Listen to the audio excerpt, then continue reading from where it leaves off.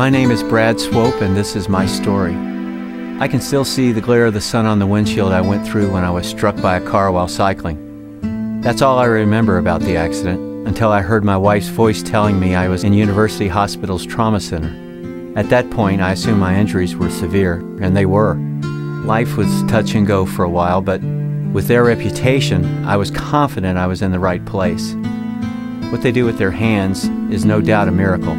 I just didn't realize what they could do with their hearts. I was so afraid for my wife, afraid for her to be alone through all this.